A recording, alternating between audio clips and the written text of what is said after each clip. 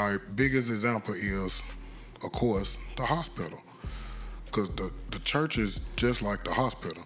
So if you go to the hospital, with a sickness, guess who else is going to be there at the hospital? Other sick people.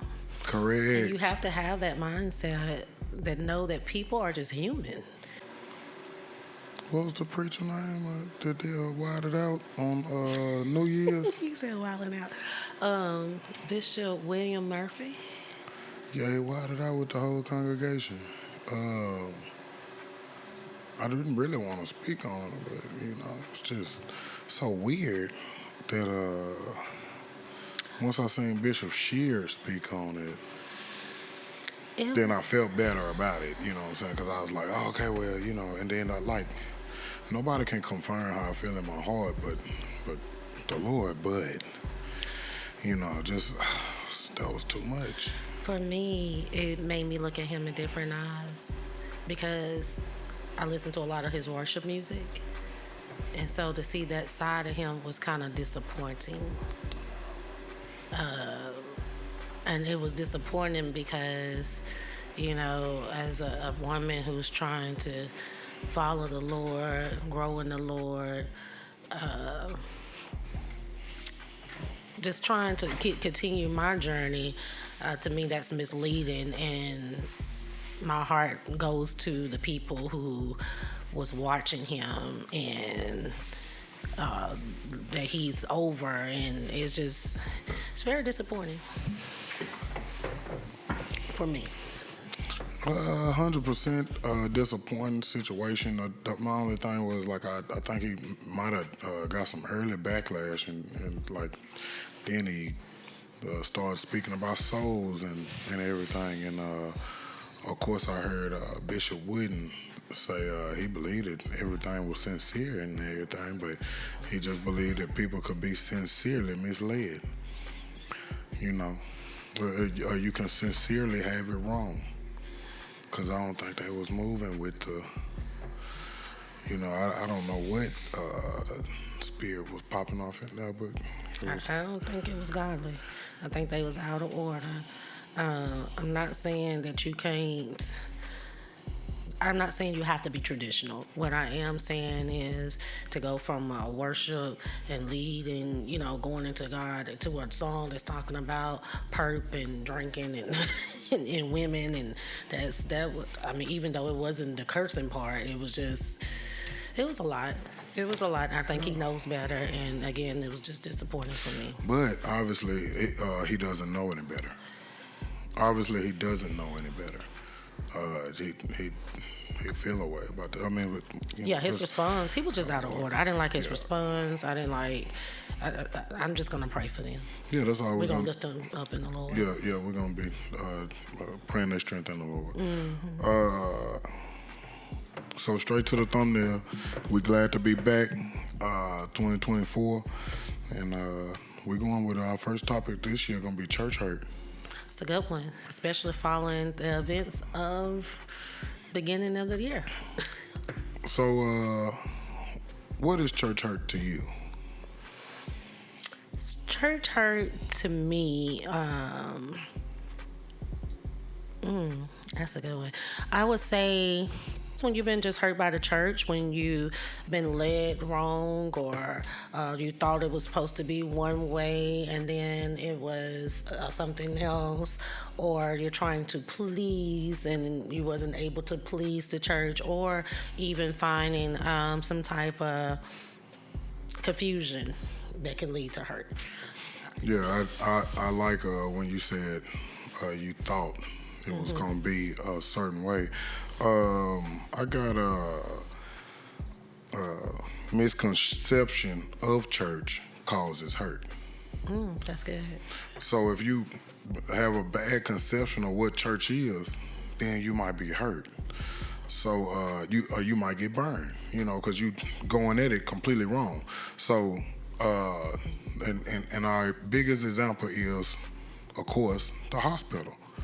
Because the church is just like the hospital. So if you go to the hospital, with a sickness, guess who else is going to be there at the hospital? Other sick people. Correct. And you have to have that mindset that know that people are just human. Yeah, the church is the hospital. So when I go to church, I'm thinking people are gonna be different. I'm thinking they gonna already be on the level where they can actually help me already. No, church is just, that's not that. They can't help you. They might hurt you. Okay. Cause mother so and so going to church every Sunday, so she can be convicted and try to change her life. She still ain't perfect yet. I like that metaphor of the hospital because I think sometimes, and this is just my personal experience, I experienced church hurt because my focus should have been on who's gonna heal me, which is the doctor, right? Which is Jesus in this case. But then sometimes I think we lose sight of the doctor supposed to help because you got nurses and stuff in the hospital too. Not only just hurt people, but you got nurses and assistants and this and that. And sometimes we think, oh, this nurse can help me because maybe they were helping, because they brought you the medicine. Jesus gave them the medicine to give you. I'm just using the metaphor that you gave because I thought it was good. Yeah. And we lose that focus off who the doctor is, and then we think that the nurses and the assistants supposed to help, and sometimes they can't because they can't do no more than what the doctor allowed them to do. They can't do no more than the doctor allowed. The other parallel is also the AA meeting people. The people who I haven't drunk in 10 years, but guess what they say in the AA meeting? I'm a recovering addict. Okay, so the church is just like the AA meeting. I'm a recovering sinner. Mm-hmm. Yeah. So hey man, I used to get real drunk. So it's just like that. I also got you thinking the people already saved, but they being operated on, and they still in recovery. So if they in recovery, they can't. You know what I'm saying? They in recovery. They just got operated on. They healing up. They in recovery. They can't really help you. You know what I'm saying? So the word of God can help you. If it's a prophet of God, a bishop, a pastor, they can help you. That's true. But that's only Christ helping you through these vessels. They only people as well. I'm not a lady, and I don't know anything about the pastor trying to holler at me. So I'm sure that things like that could cause church hurt as well. But since I'm not a lady, I've never been through anything like that. So I don't know. I don't have the, you know what I'm saying? So I do understand certain situations, but it still go back to, I'm thinking that he the man of God and not just a man. And see, that's the issue I have when it comes to people getting hurt, because you have so many people who, let's say, you wasn't raised in the church, right? And you're seeking this help and you want God and you want to get to know Him. And so you go into the church and you're thinking these people that God is supposed to be using, and then they do stuff like that. You know what I'm saying? You holler at me, and now you got people who's wounded who never wants to come back to the church. I mean, we're gonna keep the metaphor of a hospital. Those people usually go out, and now they're looking for alternative, so they become witches and they get into witchcraft. And I'm just being honest. And, and that's the issue for me when it comes to people that, even though we do know they're human, we do understand they're just they're just a woman or a man of God. But when you mislead and hurt them in that way, when you're supposed to be at a higher standard, I don't like that. Don't hurt the people like that. Don't be hollering. Don't be trying to holler at the young women. Don't.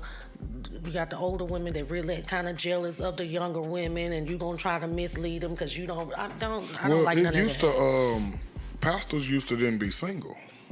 Now I think it's pastors be single now. So what if a pastor's single?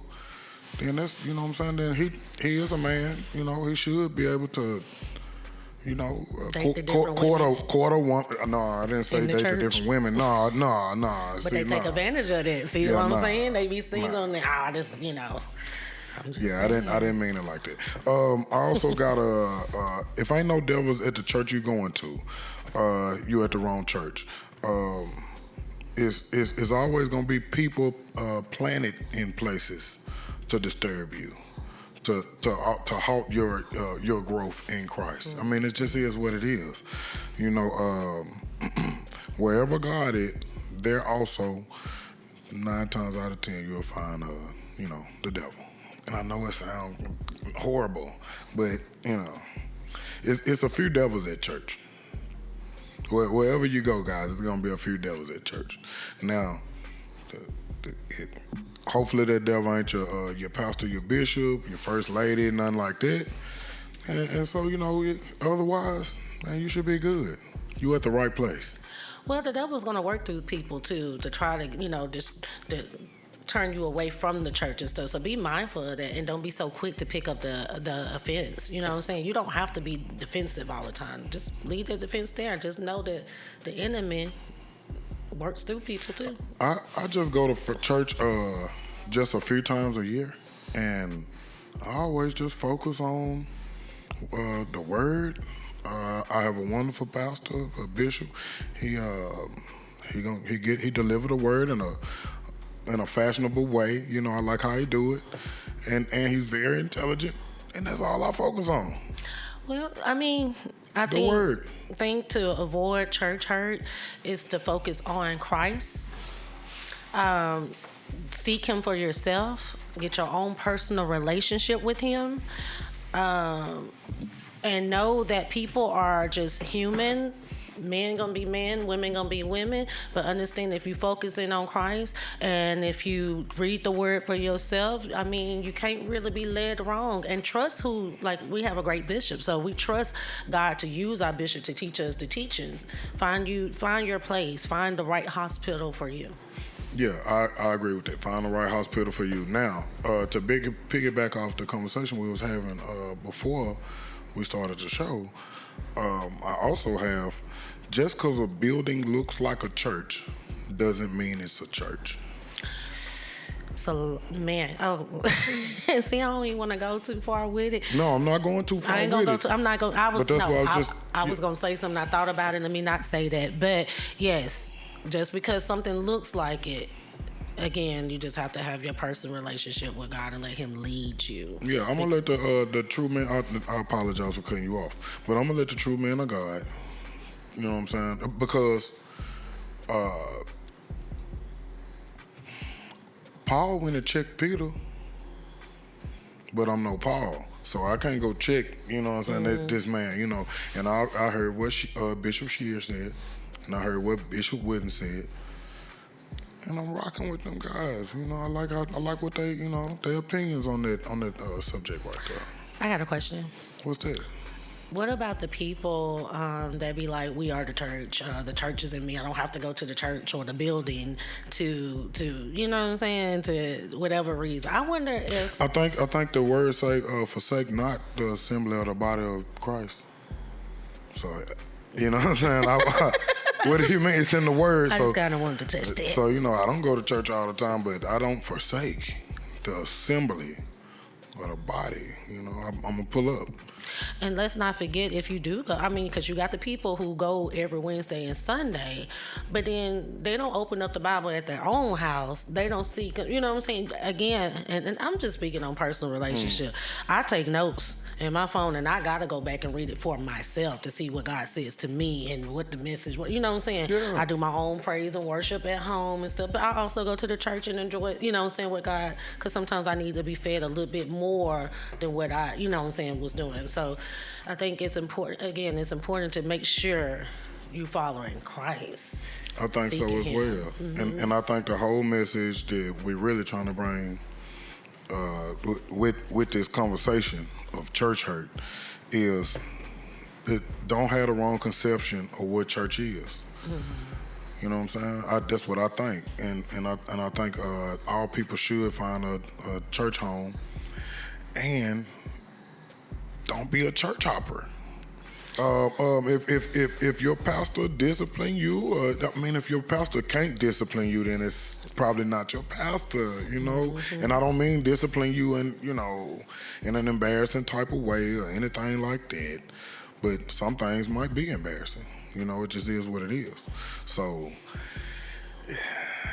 that's a thin line between church hopping and finding a church home. It is. You know, Because I never had that problem. but you come from a family. You know what I'm saying, a legacy that was already there for you. But if they would have been whack, I would have dipped. Okay. You know what I'm saying? But from a person who was, I remember when I became an adult and looking for a home, right? So I visited a couple churches, and I just wanted to know more, and I was just looking to the church people and stuff, and I experienced that church hurt. But people, you know what I'm saying, it was judgmental. Some churches I walked in and just felt, so it was just, I did not feel welcome. If I felt welcome, then, you know, they didn't want to be bothered because of the questions I had. But I'm at the hospital too, sick too. So when you walk in, you might irritate I'm trying to get help. But that's why you got to find the right hospital for you. Yeah. You really do. Have your person. And I think the other message that we're giving is have a personal relationship. Yes. Have a personal relationship. I agree. But I think ultimately you need to have the right concept of what it looked like at the assembly. You know what I'm saying? The assembly looked like the hospital. That's true. You know, just because she got on a nice dress, he got on a nice suit, just stay at the hospital too. Mm-hmm. Yeah. These folks like, you know. That's good. I'm just saying, you know, because things do happen, you know, at the church house. That's true. Yeah. And so don't be church hurt. Be blessed by the church. Go in, get your lesson, get what you're supposed to get, and go on about your business. And if you experience church hurt somewhere, don't hold that against all churches, you know? Give it a try again. Find your place. Find your home. You know what I'm saying? Don't hold that hurt. Let it go and trust God. Yeah. And if anybody got any comments on this, I would like to know what you feel about church hurt. Have you ever been church hurt? And what was the deal? Yeah, I want to know. What was that experience like for you? Yeah. Mm-hmm.